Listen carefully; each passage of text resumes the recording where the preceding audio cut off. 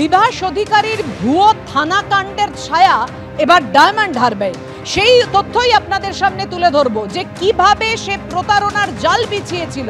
অর্থাৎ বিভাস অধিকারী ভুয়ো CBI ED সহ কেন্দ্রীয় সরকারি অফিসার সেজে রীতিমতো অফিস খুলে প্রতারণা করে, লোগো ব্যাজ পরিচয়পত্র তৈরি করে, এমনটাই পুলিশ সূত্রে খবর। আরো বিস্তারিত আপনাদের জানাবেন আমাদের সঙ্গে রয়েছেন আমাদের প্রতিনিধি গৌতম মণ্ডল। জানাও গৌতম।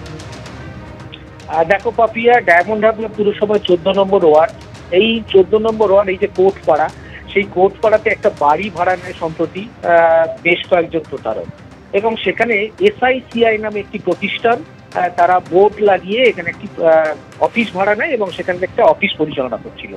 এবং এই যে অফিস উদ্বোধন করেছিলেন একজন, যেটা পুলিশ জানাচ্ছে যে একজন ফাল্গুনী চট্টোপাধ্যায়, এই যে প্রতারণা চক্রের যে মূল মাথা, তিনি সেদিন এসেছিলেন এবং তিনি নিজেকে কেন্দ্রীয় সরকারের প্রাক্তন আমলা বলে পরিচয় দেন এবং নীল বাতি লাগানো গাড়িতে তিনি আসেন এবং কেন্দ্রীয় সরকারের নেম প্লেট লাগানো ছিল এই গাড়িতে।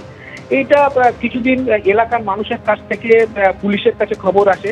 এর পাশাপাশি এই যে কিছু মানুষ তারা পুলিশের কাছে অভিযোগ দায়ের করে যে কিছু অফিসার সেজে তাদের কাছে আইডেন্টিটি কার্ড ছিল কেন্দ্রীয় সরকারের, কখনো ইডি, কখনো সিবিআই, কখনো নার্কোটিক্স ব্যুরো, আবার কখনো সিআইডির নামও বলতো।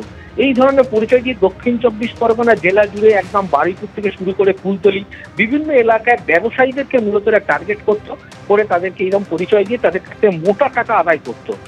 এবং এই খবর পুলিশের কাছে আসার পর পুলিশ গত 4-5 দিন আগে একটা তদন্তকারী দল তৈরি করে ডায়মন্ড হারবার SDPOর নেতৃত্বে, এবং এই তদন্ত নেমে প্রথমে এই অফিসে হানা দেয়। অফিসে হানা দিয়ে বেশ কিছু গুরুত্বপূর্ণ নথি উদ্ধার করে এবং সেখানে দেখা যেতে পারে SICI যে অফিস, তার সেখানে রীতিমতো একদম চেয়ার টেবিল পেতে পেছনে বোর্ড লাগিয়ে সেখানে অফিস চলছিল, রমরমিয়ে চলছিল।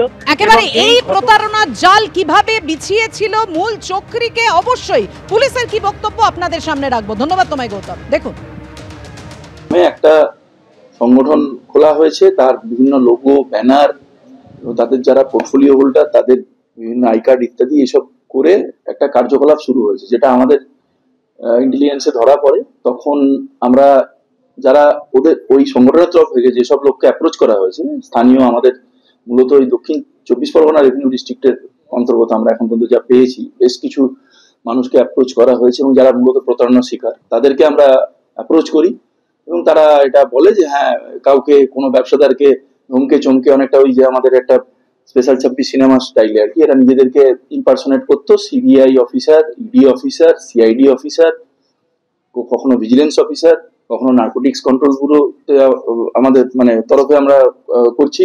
এবং তার যে আরো 4 জন আমরা যে নাম বলে দিই, সুজাউদ্দিন শেখ, ফলতায় বাড়ি, গোপাল বারিক, লেক থানা এলাকায় বাড়ি, সন্দীপ বর্মন, মোস্তাকিম মোল্লা এবং হচ্ছে জামাল হালদার, কুলতলি এলাকায় বাড়ি।